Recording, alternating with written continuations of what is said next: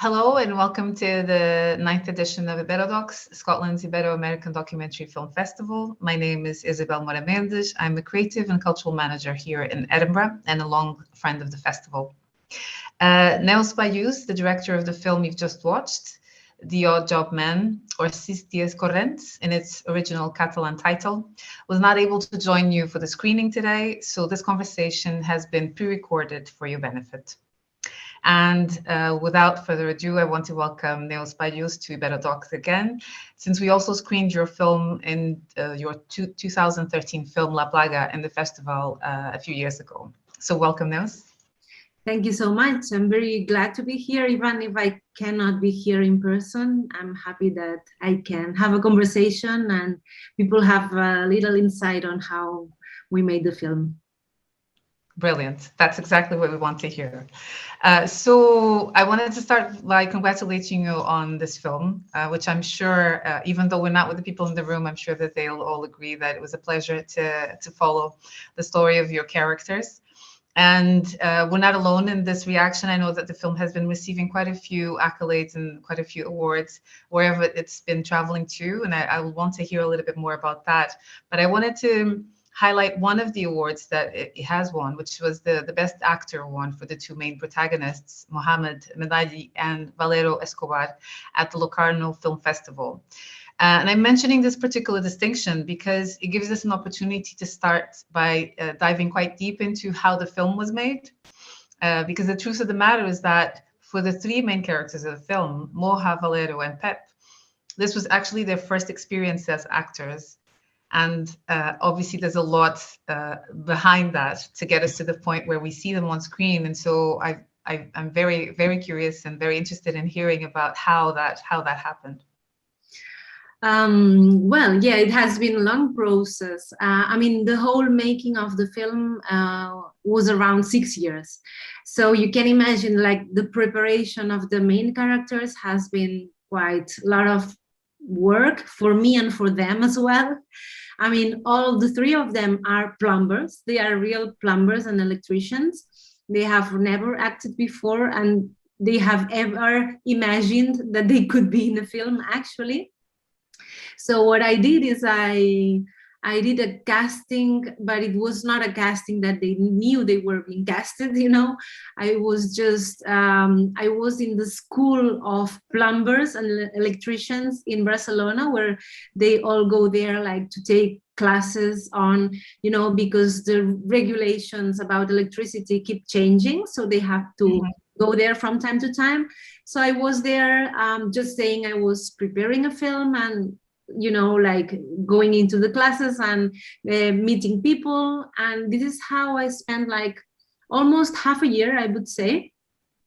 And I actually met more than 1,000 plumbers in this way. So it's quite a lot. It's quite a lot, yeah. And then I chose, yeah, a lot of work. So the ones that I like most, I invited them to a recorded session that it was kind of a casting, but it was just small games, improvisations, small conversation as well.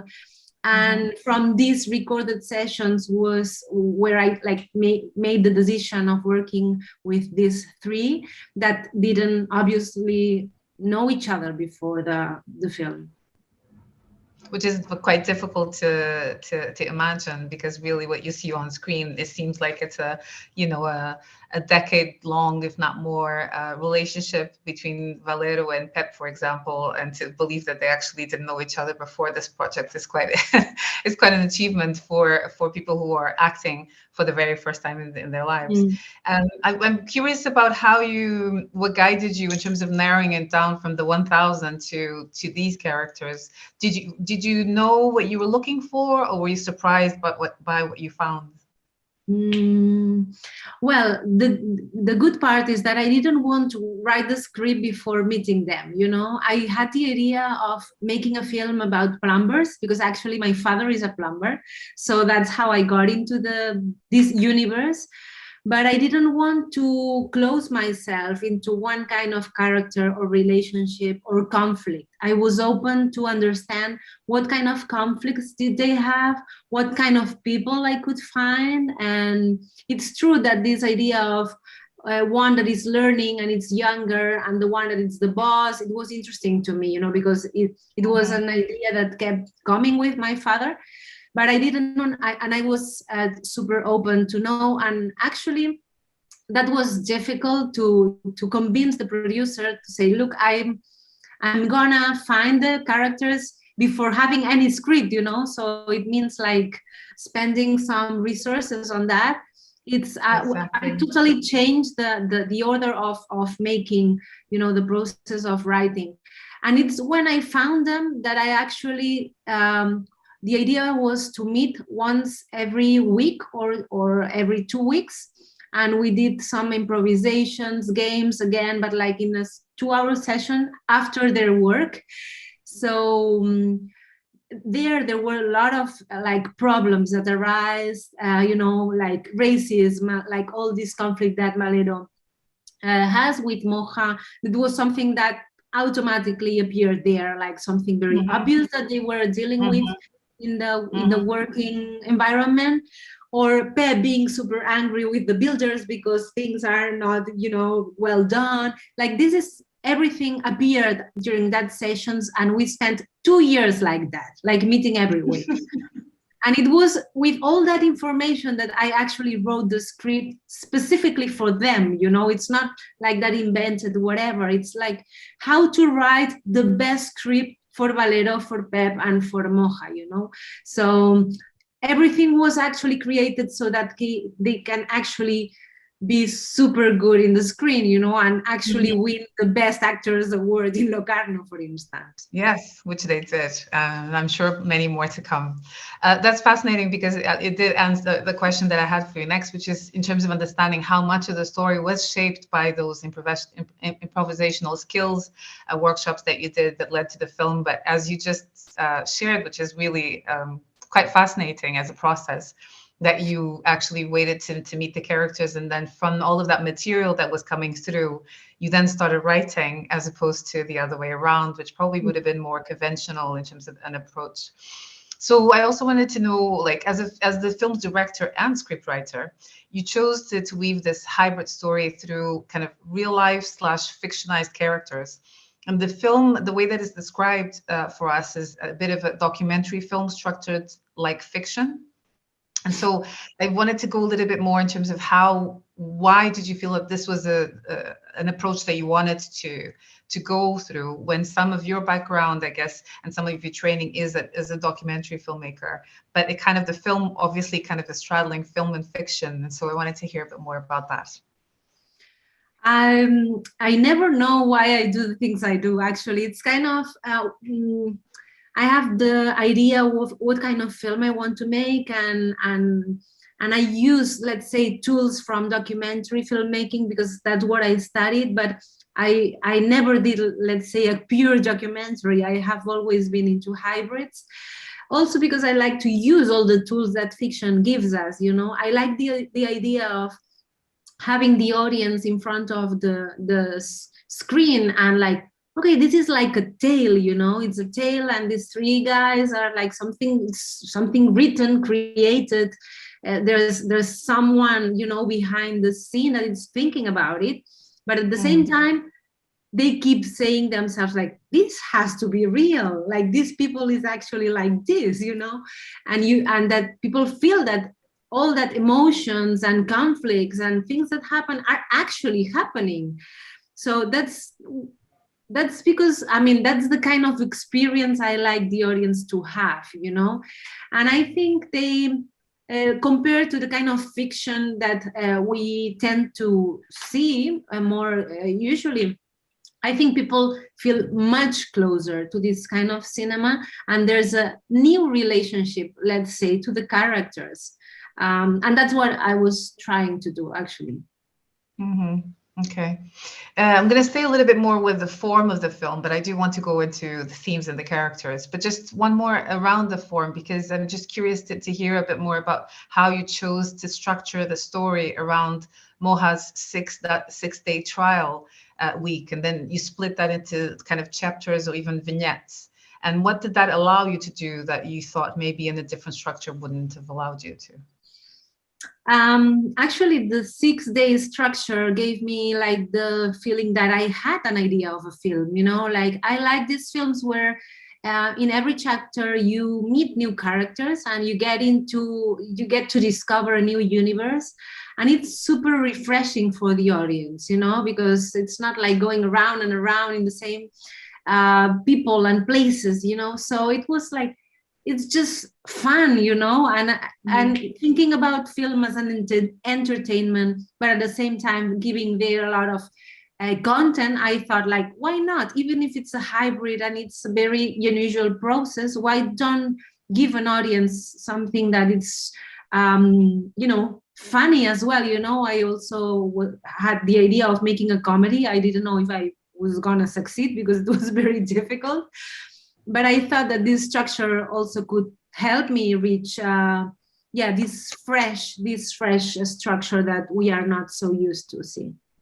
I think it does work personally. As we were talking just before, it's difficult to have this conversation when, unfortunately, we don't have the audience with us to ask questions. So I'm hoping that we're touching on some of them. I would imagine that was definitely one of the questions. The other one is what you just alluded to in terms of what the film is, in terms of genre, because you could start by looking at it at face value and say that it's, in a way, more like comedy. But then you look under the surface, and then what you see is really themes that are quite actually hard-hitting and quite serious around prejudice, racism, nationalism. There's a bit of body shaming. There's quite a lot there. And it feels like you're almost going into a bit of an exploration of how we deal, or sometimes we fail to deal with our differences and how we could respect each other as human beings. So I just wanted to ask you a little bit more about why you're interested in touching upon those themes, because I know that they're also something that we can find in some of your other films as well. So I don't know, maybe, I mean, it's one of the interests I have. Like, I have always lived in a very diverse environment, and it is strange to me not to talk about it or not to see it as something very rich in a society. And that's why I decided that Moha should have like this, we should be in the point of view of Moha, like being next to the one that has arrived later to our society. Probably he has the exact distance, to tell us what it actually doesn't work. So for me, not using this richness and all these perspectives, it's it's it's kind of stupid even, so. And I thought that in the working environment, it's super interesting because they are very clear and very politically incorrect with the, how they talk to each other, and you can see the prejudice, you can even touch them, but at the same time, you can actually see that as they keep working together for a long time, there's some kind of respect, and some kind of they have been working with the idea of diversity for much longer than we have, for instance, in culture or cinema, and all these intellectual environments where we think we are all super tolerant, but we actually don't deal with it, every day. So I thought that we could actually learn a lot from the working class. And so to understand that even if they sometimes, speak very roughly to each other, maybe there's less racism in this form than, these uncovered things that we used to see in the culture. Yeah, I think that comes across really well through the characters and their interactions as well. I think that, seeing how Valerio and Pep interact in the beginning, you feel like they're actually quite hard on each other, but there's quite a lot of tenderness and a friendship that Valero doesn't want to let go as well, because, you know, the difficulty of dealing with change is another element that comes into it as well. So there's quite a lot for us as human beings to relate to each one of the characters, which I've found quite interesting, because they're not one-dimensional at all. Quite the contrary. So you could see Valero making comments about people's appearance, but then at the same time, we see the other side of the coin, where he himself struggles with his own self-image, which is very much the contradictions that we have as human beings when we exist in the world. So it's really refreshing to see that. And for you, as you said, to choose to put it in that universe where it's almost, there is a little bit of voyeurism. There is a bit where Moa's having a reflection about the neighbors that exist, you know, in close proximity with you physically because you're in the same building or not, but the lack of connection that also exists there. So there is quite a lot of reflective elements in something that I'm interested in how you were able to balance that with humor, because there's also at the same time a lot of banter, a lot of witty jokes, a lot of lighthearted situations. And do you feel comfortable in working with humor and these themes? I love it. I mean, that was my goal. I mean, we have all seen films that are dramas addressing all these subjects, and we have all seen fictions like where the main actors play as themselves or a version of themselves, but usually we are closer to a drama. So that was my challenge, let's say. Can we talk about all this in another way? And I'm very happy that we succeeded, but I have to say it was the toughest thing I've done in my life is the editing of this film. We had 70 hours, and what you said, like finding this balance between something light and where people can actually smile, and at the same time you go home like thinking, am I like Valero? Am I like, you know, and like I'm laughing at, you know, a racist comment, like, do I have to laugh? So this situation, it was part of the idea of how to communicate this necessity to live with what is different to us, you know. Mm-hmm. Okay. Oh, thank you so much, Nils. This is such a pleasure to have this insight into your world and what you were thinking. We're running out of time. It's only 20 minutes, but I really wanted to use the last few minutes to hear from you in terms of how the journey of the film has been. I know that it's still, you know, it's still traveling the world and it's still being screened around the world. It started very well with the Locarno Awards, but also if it's possible to hear how that has impacted the characters themselves, the actors, how that's like how real life has been impacted by this film. Well, I think they feel they are living in a dream. But me, as the mother of the three of them, I have to keep telling them that it usually when you play in a movie like this, usually there is not a second chance to do the same thing. Like maybe they get like small roles or things, but if they really want to become actors, they would really have to study for it. So I try to keep them grounded on the reality, which is it's difficult to be on a cinema. So basically they keep working as plumbers, but very, very happy because we've actually built a family with them after all these 6 years. And I think they have discovered lots of things about themselves and the others. And so for me, seeing how you help people change and improve, I mean, this is priceless, you know, more than any award they can give me. Yeah. Oh, that's amazing. Congratulations for having achieved that as well as a film. And on behalf of the Better Dogs, I really want to thank you for making the time and for sharing your work with us. We'll be very, very, very much looking forward to any of your future work as well, and to be marveled by it. So all the best for your future work, and thank you to Better Dogs, and thank you, Nils. And I'm just going to say goodbye to all of you and hope that you continue to enjoy the festival, and invite you to look at the full program of the festival online at iberodogs.org. Thank you very much. Thank you.